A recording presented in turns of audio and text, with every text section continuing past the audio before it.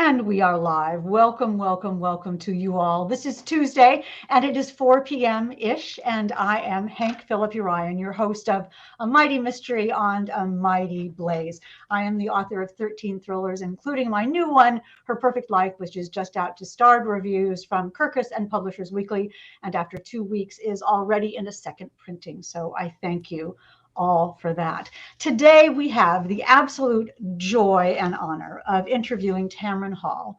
Her new book, As the Wicked Watch, is out today. Happy launch day, Tamron. It is terrific. It is a page turner. It is marvelous. Let me just read you a tiny little bit of the back cover, which is what I said about the book. And there's so much more on the back that I want you all to read.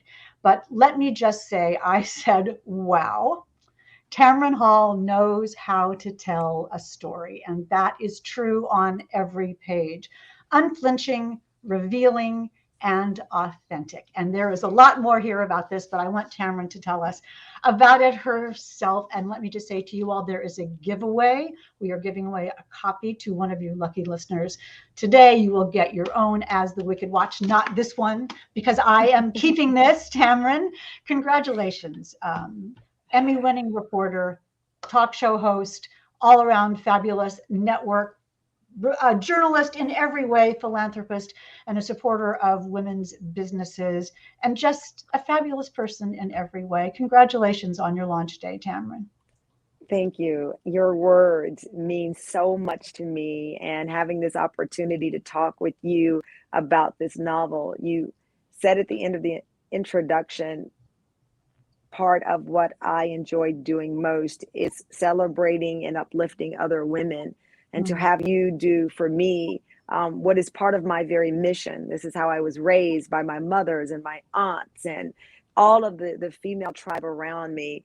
To have your support means the world to me, because this is my first novel. You know, I've been a journalist for 30 years, but I feel much like my son Moses. I feel like I'm a toddler with the little legs that keep falling down and I keep getting back up.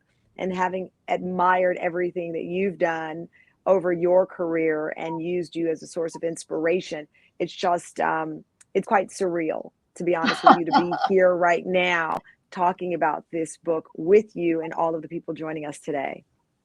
Well, it just makes my heart full to see you and to see your happiness, and to see your storytelling strength really be empowered in this book. You know, you've done so many wonderful things, won Emmys and done fabulous stories and changed laws and changed lives. But really, there's only one launch of your first novel. You know, I can't believe it. When this idea first came to me, at least I should say when I was comfortable enough saying the words out loud, it was before the pandemic. And I just launched the talk show, and I was sharing with my agent, Bradley Singer, what I wanted to do next. You know, I just started the talk show, so I got that off the ground. You know, that bird was either going to fly or flop. But I said, okay, what do I do next? What's boiling inside of me? And I shared with him this story of being a reporter in Dallas, Texas, 1997, and reporting on the disappearance of this young girl. And then within that same year, moving my career from market size 7 or 8 to market 3, Chicago, and covering the death of another girl, a young girl, age 11, and how both had haunted me for so very long. And I was looking for a way to really address those feelings that were still simmering. And I said, I have this idea of a novel. And, you know, he looked at me and really, and I said, well, here are my little notes that I've written about this character. And at that point, Bradley said, absolutely, let's get you into rooms with publishers. And again, I've been in newsrooms, I've been on breaking news, I've been in a lot of spaces, but I'd never been in a room with publishers, and certainly not to pitch this idea of this character, this intrepid reporter who wants justice in the way that she is pursuing it. And to my surprise, the people in the rooms were welcoming and excited about this project. So I always tell people, you know, part of any goal, especially as women, is to say it out loud. So often we're in rooms where we feel we can't say anything, even when we know more than others in the room. but there is power in the voice, right? As there is power in the word, which you do so wonderfully in your journey. And so for me, I said, okay, there's power in the words that I say. And I said, I'd like to try my hand at writing a novel. I'll get my sea legs. I won't be the best at it, but my heart and my intention and bringing this character and my journey will be real. And I hope it will be received in that way. You know, Sue Grafton used to talk about this, two things that you said, and it's so interesting to hear you say them without even knowing that she had said them. That first of all, to set your intention. If you say, I want to be a New York Times bestseller, I want to be a novelist, that makes it real, that makes it something that people can perceive. And she also used to talk about the magic of storytelling, that there is a power in telling a story that you have harnessed so beautifully in As the Wicked Watch. You all, if you just have joined us, we are talking with the fabulous Tamron Hall, whose debut thriller, As the Wicked Watch, is out today, and we are so thrilled to share that with her. You were talking about the two young women whose cases, whose murders you covered, and how that simmered inside you, and you wanted to talk about it. What was it that linked those two, and what was it that blossomed that story in your mind? To be honest with you, with both of those cases, I think I had some type of trauma that reporters don't often discuss. And what I mean by that is, in the case in Texas, I was outside of that young girl's school, watching other students leave that day after counselors had been brought in to explain what had happened to her. I held her little picture, that the family members give reporters to show on the news. When you watch the news and that photo pops up, that likely was handed to a reporter, a piece of that family, a piece of that child. And so I remember in the first case, she'd gone missing, and there was a wait. There was this period of time where everyone is hoping that she would be found alive. And I started to have that same hope. And the reporter in me started to vanish. And now I was waiting almost in my mind like an extended family member. What happened here? And when we learned the news, I was with my cameraman, and I felt like I blacked out. Just like it's like a wave of trauma and sadness. And I didn't know her. I'd never met her. I didn't know her story. I didn't have an investment in this child, but how could I feel this way? And then fast forward, the similar sensation. How can you be invested in people you don't know? Wait a minute, I'm the reporter. I'm here covering the story. I'm not living this experience, but am I? Well, that's one of the things I think you mine so beautifully in this book. And I want to talk about Jordan Manning herself in a moment. But one of the things about reporters, and one of the things that I really loved about this book, one of the many things, excuse me, is that you were able to mine that balance between being a reporter and being a human being. We don't get to show that on TV a lot. We are saying this objective story. Here's what happened. But we're not allowed to say, oh, my heart is broken. I can't believe this. Yeah. You don't know how much my knees are shaking. You don't know how much I was crying before I got on the air. That all goes away, and we are reporting this straight story. And one of the things I love about this book is that you reveal the depths of a human being, that a reporter is a human being, that dealing with these kinds of events, and the happy ones too, have an emotion that we have to juggle. Yeah, police officers are trained really to expect trauma. They are trained to prepare for seeing a body, for a family member being so emotional that it can't be contained, right? Mm-hmm. And as reporters, we aren't trained that way. You're trained to report the story, emotions. Even when you think about it, you see a reporter and they say, oh, this is heartbreaking news.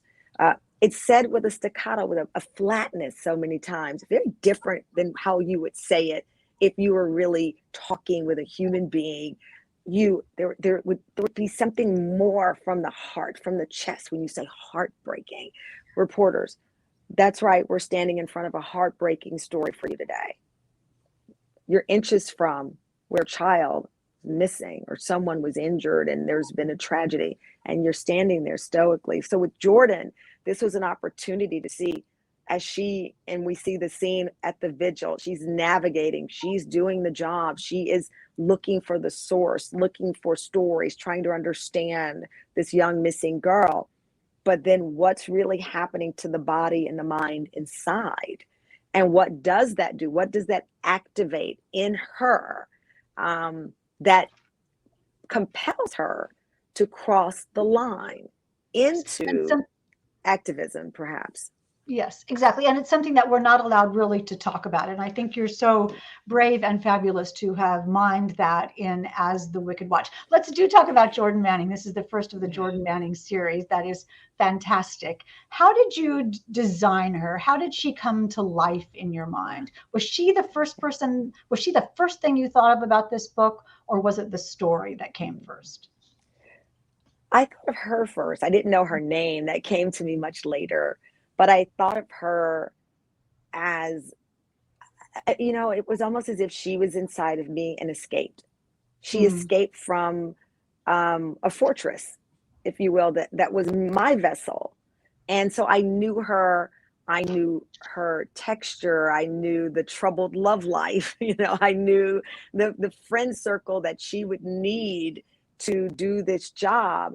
I personally, of course, knew her journey as an African-American female reporter, one of just a few in the newsroom, and what does that look like, and that invisibility that you feel, or that where you feel invisible, I should say, in a room like that. So for me, I knew her before I knew the story. And then I said, okay, but I also know the story. Wait a minute.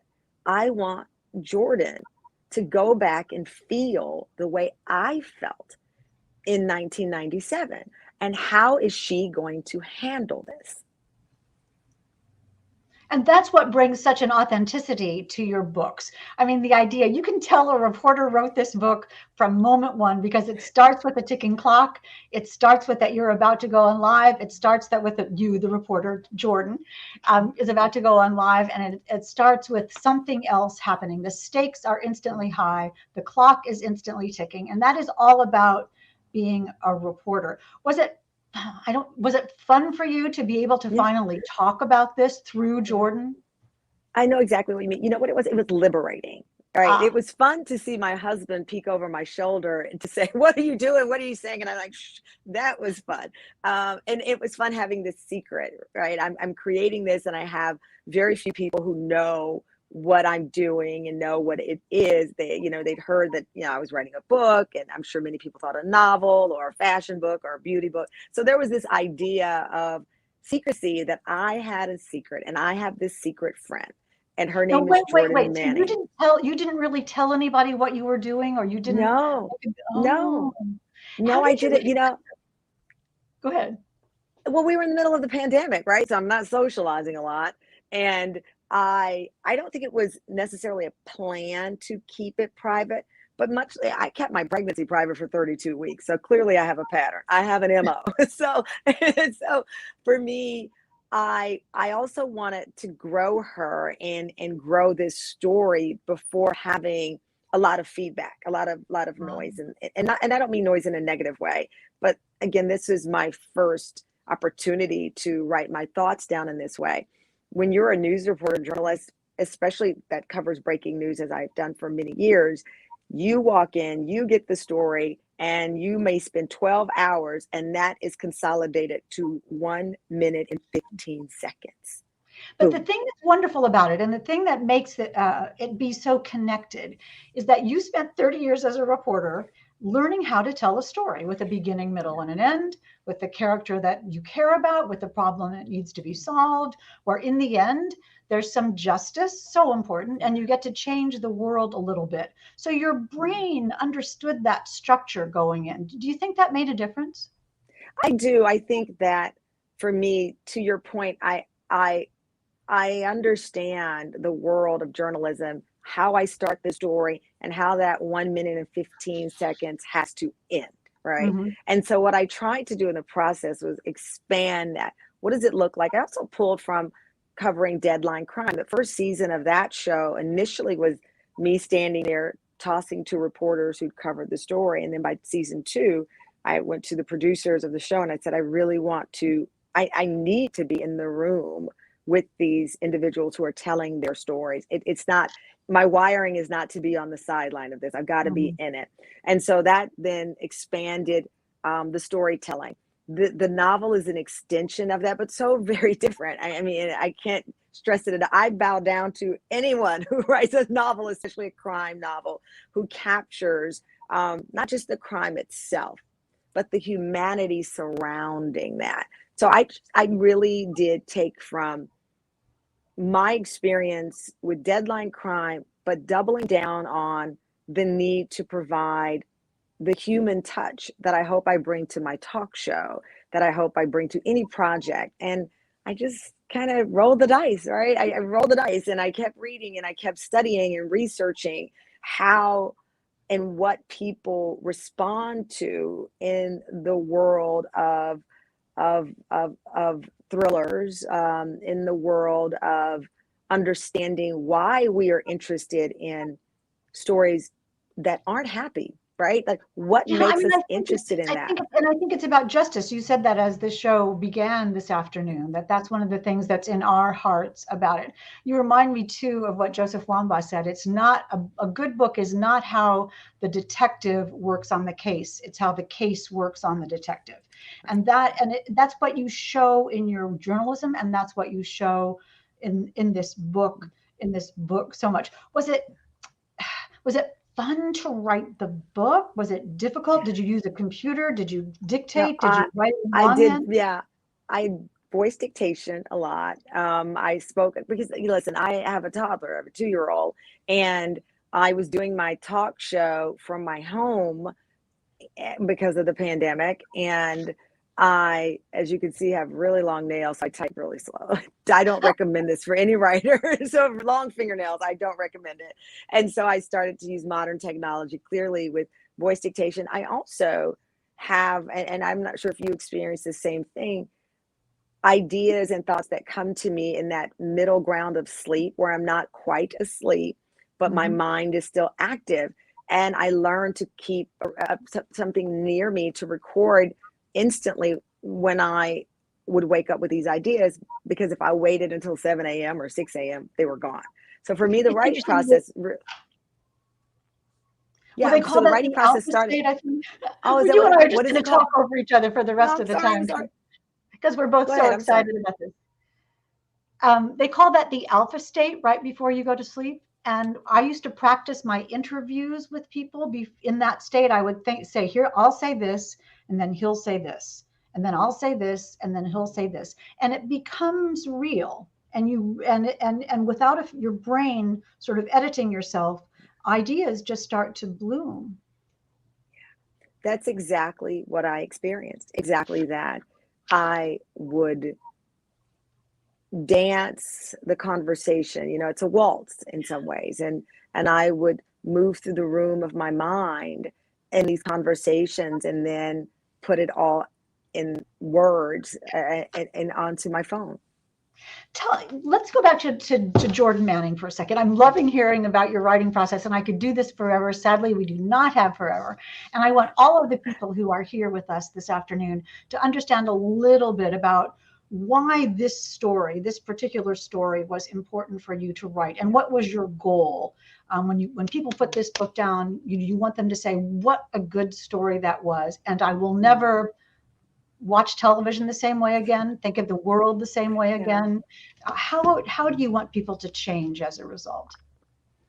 I would I had no idea clearly when I wrote this a year and a half ago that we would be having this conversation about news coverage when it comes to missing Black and brown children versus when the missing person is attractive, is white, is blonde. I had no idea that we would be here having this relevant conversation that needs sensitivity, And so for me, giving a piece of Jordan and her story to this debate, and I don't like calling it a debate because these are real families in every family, and there's not a person on this planet, if your loved one went missing, that you wouldn't want them to be the lead, the middle, you would want the entire newscast. And so to see families now publicly having to say, but I want my child found, and I also want other children to be found too, and other families pleading for some attention.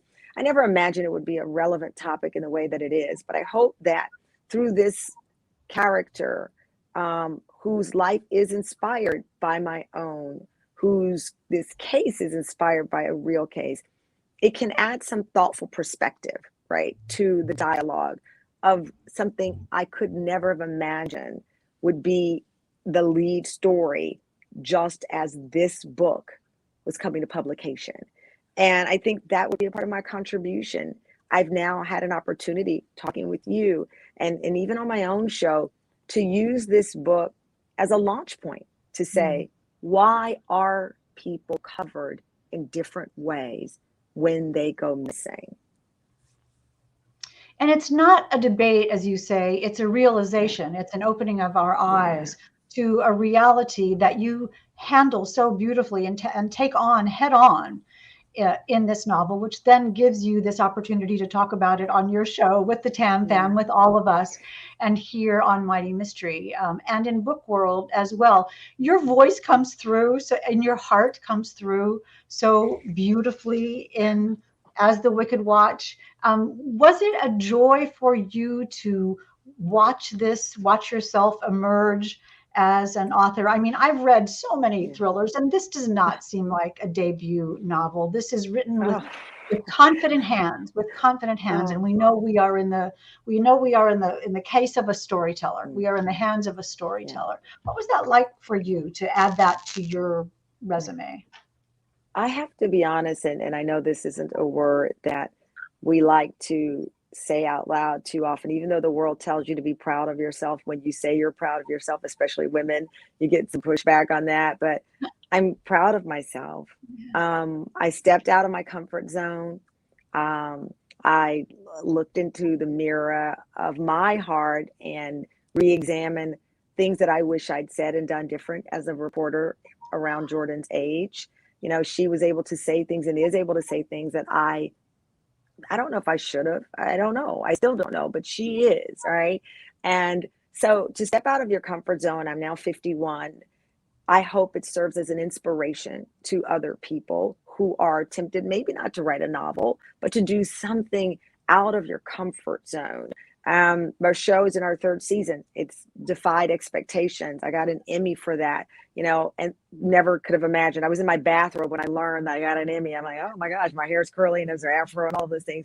I'm a mom at my age, and I never expected that in my life. I wanted it. I never expected it. So for me, this book brings such pride, you know, personal pride at a time when, you know, we read about confidence being down in young girls, when we as women, all of us look at social media and we go through 99 filters to look the perfect way. I understand that, and I understand the fear of taking on something new. And I did it with this novel, and I do have a personal sense of pride as a woman, as a Black woman, to enter this genre and tell the story of this reporter, but the story of community as well.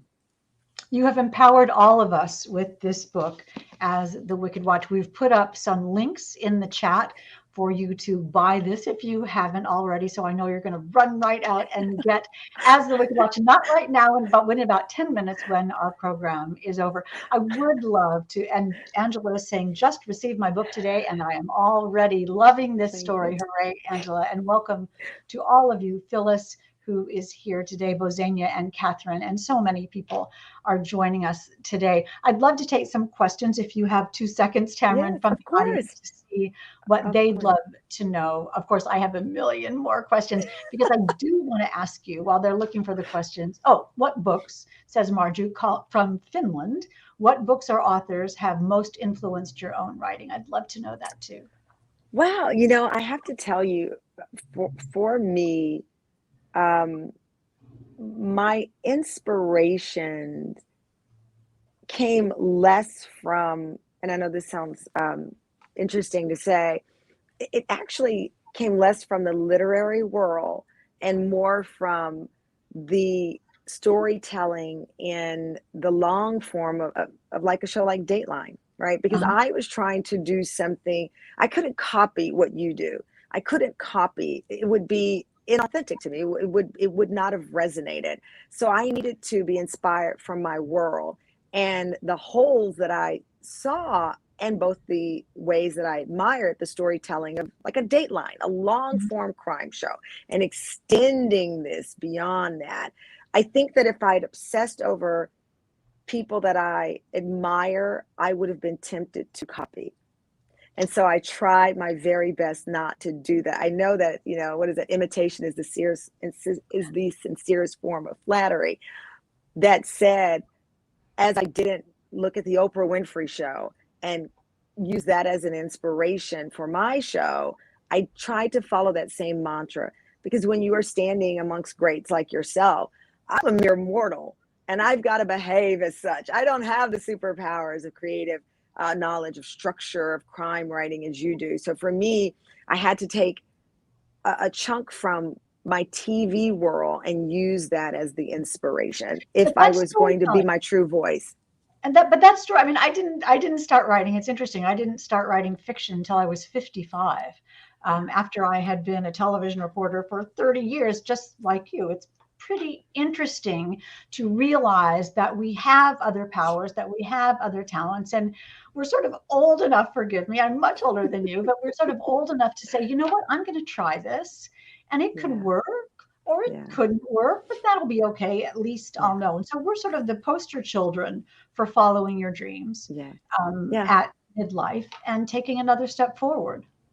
And where will you find inspiration? I think that obviously the great success you've had is largely in part to keeping your authentic voice and Mm. not being tempted to do what others have done. And with this character, um, Jordan, when I went into some of the pitch meetings, they said, we haven't seen a protagonist like this. What do you mean she's a forensic scientist? What do you mean she's now a reporter? She's a Black woman. What do you mean? And all of these questions about her. I knew that if I was going to do something different in this voice of mine, I had to pull from what I knew and what I know. And that particularly was the long form crime storytelling, and using that as an inspiration to kind of give the book a different beat, give it a And little of my also, work.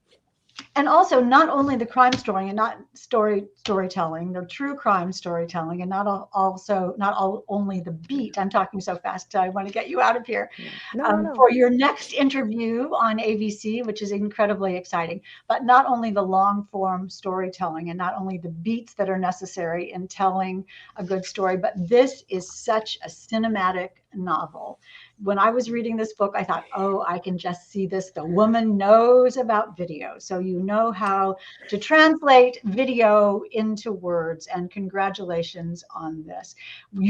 Our time is up, darling Tamron. Oh, Congratulations. Sherry Steuben has won as the Wicked Watch. And I will send this book to Sherry. Let me read you one more thing from the back of this book.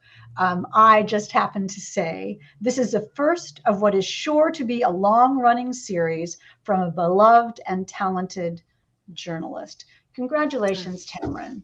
This is well, a joy and a triumph. when I read your words, it was the first response outside of my family that I received feedback, and I saw, and I ran over and shared it with my husband. He was in tears. I was in tears. It's something that will be in my son's room one day, and he will see your name alongside mine as oh goodness, and I'm so encouraged by it, and I just appreciate you so much, and I'm honored to have shared this 30 minutes and hopefully more on my journey with you. And I cannot thank you enough, and thank you to Mighty Mysteries and everyone here. Well, standing ovation. You are bringing me to tears as well as you often do. Tears of joy. And I think I Yes. saw that it's already that your book is already #1 on Amazon. And you can't do better than that. That doesn't happen to everybody, Tamron. All the rest of you run out and get, I just hold up my book. Run out and get As the Wicked Watch right now, right now, right now. And as we say goodbye, let me tell you quickly to join us next week at 4 o'clock on Tuesday for Look Who Is Coming to a Mighty Mystery. Anthony Horowitz, right? Brilliant, fabulous, hilarious book, genius author, and absolutely a charming man. So please come join us for Anthony Horowitz next Tuesday at 4 p.m. ET. Meanwhile, congratulations to the fabulous Tamron Hall. Read her book, watch her show, and follow her career blossom and rise and explode. And we will see you all next week. Thank you, Tamron. Goodbye, everyone.